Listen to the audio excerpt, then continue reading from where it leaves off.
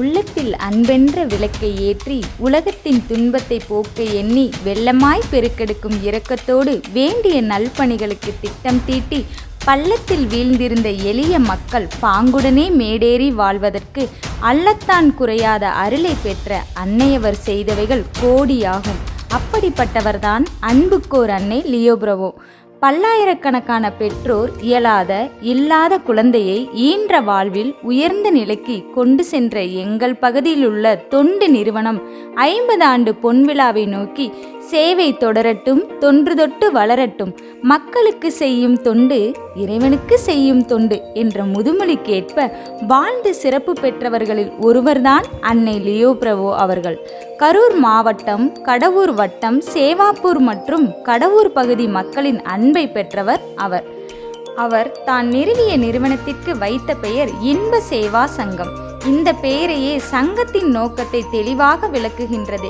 இந்த சங்கம் சேவைக்காக உருவாக்கப்பெற்றது. சமுதாய மக்களின் முழுமையான உடல் உள்ள ஆன்மீக வளர்ச்சிக்காக எல்லா இயன்ற வழிகளிலும் சேவை செய்வதுதான் சங்கத்தின் நோக்கம்.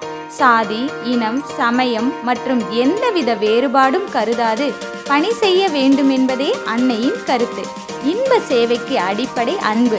அன்னைக்கு மிகவும் பிடித்த பாடல் அன்பே பிரதானம். பண்புரு நாணம், பரம நம்பிக்கை, இன்ப விசுவாசம் இவைகளிலெல்லாம் அன்பே பிரதானம் என்று உறுதியாக நம்பியதால் அன்பு பணி செய்ய சமுதாய இன்பத்தை பெருக்க இன்ப சேவா சங்கத்தை உருவாக்கினார்.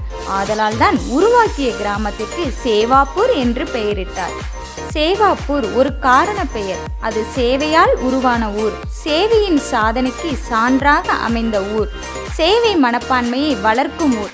இவருக்கு உதவியாக இருந்தவர் திரு உ. மாணிக்கம், திரு மா. பாலச்சந்திரன், திரு ப. பழனி சுப்பிரமணியம், திரு கே. ராமன் ஆகியோரோடு இணைந்து சேவையில் ஈடுபட்டார். அன்னை லியோ தனது ஆக்க பணிகளை கடவூர் வட்டார மக்களுக்கு வாழ்வளிக்கும் பணிகளாக மேற்கொண்டார். முட்புதர் மண்டி கிடந்த பூமியை குடியிருப்புகளாகவும் நல்ல விளைநிலமாகவும் மாற்றும் பணியில் பலரை ஈடுபடுத்தினார். கிணறுகள் தோண்டுதலில், கட்டிடங்கள் கட்டுதல், நெசவு தொழில் அங்குள்ள மக்களுக்கு வேலை வாய்ப்பும் கிடைத்தது. வறுமையில் வாடிய மக்கள் வான்மலை கண்ட பயிரை போல வயிற்றுக்கு உண்ண உணவு கிடைக்க நிமிர்ந்து நின்றனர். அவர்கள் வாழ்வில் மகிழ்ச்சியும் அமைதியும் நிலவின. பணி செய்த மக்கள் எல்லாம் எந்த வகையான வேறுபாடுமின்றி அன்னையுடன் பழக செய்தனர். எல்லோரும் உற்சாகமாக சுதந்திரமாக பேசினார்கள். ஒரு சமுதாய புரட்சிக்கான அடித்தளம் போடப்பட்டது. இதனால் பெரிதும் பயனடைந்தார்கள் சேவாப்பூர் மக்கள். அன்னையுடன் சேவாப்பூரில் வந்து பணி செய்த மக்கள் அகிம்சையை கடைபிடிக்க வேண்டும் என்பதே கற்பித்தார். மக்களும் புரிந்து கொண்டு அமைதி காத்தனர். சேவாப்பூரை அன்றுள்ள சூழ்நிலையில் அன்னை உருவாக்கியது ஒரு வியத்தகு செயல். அங்கு ஒரு இனிய பெருவிழா ஒன்று நடந்தது. பொதுவாக அன்னை லியோப்ரவோ பெரிய விழாக்கள் எடுப்பதையோ செய்த பணியை விளம்பரப்படுத்துவதையோ விரும்பாதவர். வலதுகை செய்வது இடதுகைக்கு தெரியக்கூடாது என்று கருத்து கொண்டவர். இருந்தாலும் பலரின் விருப்பத்திற்கிணங்க சேவாப்பூருக்கு திறப்பு விழா நடத்தினார். சேவாப்பூர் திறப்பு விழா 1969 நடைபெற்றது. அப்போதைய தமிழக ஆளுநர் திரு மிரவுதாஸ் பட்வாரி சேவாப்பூரை திறந்து வைத்தார். மழை வந்தால் கூட காட்டு தண்ணீர் ஊருக்குள் வரக்கூடிய நிலையில் இருந்த 4 கிராமங்களில் 5 கிலோமீட்டர் தூரத்திற்கு கரைகள் போட்டு உயர்த்தி பாதுகாப்பு நடவடிக்கை மேற்கொண்டார். இந்தியாவிலேயே முதலில் சமத்துவம் உருவாக்கியவர் இவர்தான். குழந்தைகளை பேணி காப்பதில் அன்னை பேரார்வம் கொண்டிருந்தார். சுற்றுப்புற கிராமங்களில் குழந்தைகள் நல மையங்கள் அமைத்தார். சேவா சங்கம் 1968 வந்து மதர் லியோப்ரவோ ஃப்ரம் பெல்ஜியம் அவங்களால வந்து இந்த சொசைட்டி வந்து ஸ்டார்ட் பண்ணாங்க.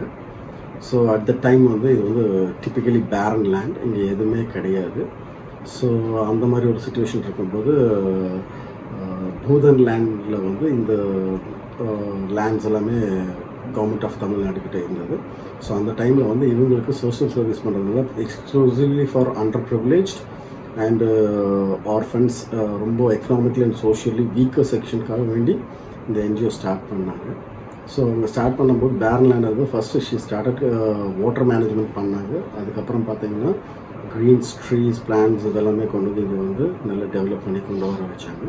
ஸோ இது எப்படி பண்ணாங்கன்னா கம்யூனிட்டியோட மொபிலைசேஷனில் தான் இது பண்ணாங்க. Social mobilisation. அந்த சோஷியல் மொபிலைசேஷனில் ஒவ்வொருத்தருக்கும் வந்து 2 acres of land and house residential house plots கொடுத்தாங்க, ஹவுசஸும் கன்ஸ்ட்ரக்ட் பண்ணி கொடுத்தாங்க. So that in due course after 52 years இப்போ கரண்ட் நடந்துகிட்ருக்குது. ஸோ இந்த இயர் வரைக்கும் so everything is taken care. Environmental aspects, social aspects, economical aspects, so everything is there.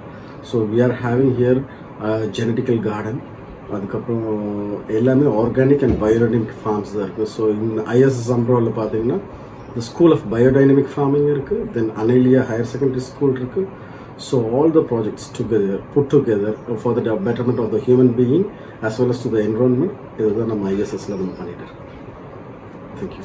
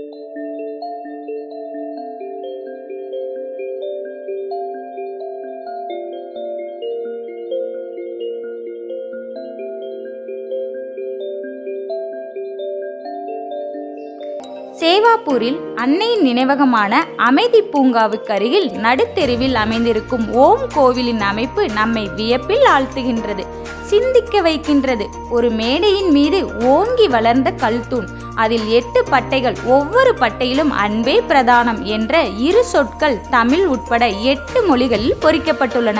இந்த கல்லை அருமையாக மகாபலிபுரத்தில் வடிவமைத்து சேவாப்பூருக்கு கொண்டு வந்திருக்கின்றார்கள். திறந்த வெளியில் வானம் கூரையாக அமைந்த கோவில், எண்கோண கல்தூண், ஓம் என்ற நாத வடிவம். அப்பொழுதிலிருந்து ஒவ்வொரு ஆண்டும் அன்னை பிறந்த நாளான டிசம்பர் 25ஆம் நாளில் ஓம் கோவிலில் பொங்கல் விழா நடைபெறுகின்றது. இங்குள்ள மக்கள் மரபுப்படி பொங்கலிடுகின்றனர். இப்பொழுது அங்கு வாரம் ஒரு முறை இன்ப சேவா சங்க ஊழியர்கள், பள்ளி மாணவ மாணவியர், ஆசிரியர்கள், ஊர் மக்கள் சேர்ந்து சர்வ சமய கூட்ட வழிபாடு நடத்துகின்றனர். அந்த வேளைகளில் பெரியவர்கள் அருளை வழங்குகின்றனர். அன்னையின் நிறைவான வாழ்வினை விளக்குவதற்கு வார்த்தைகளே இல்லை. வாழ்க அன்னையின் பெயரும் புகழும், வளர்க அவரது அன்பு பணிகள்.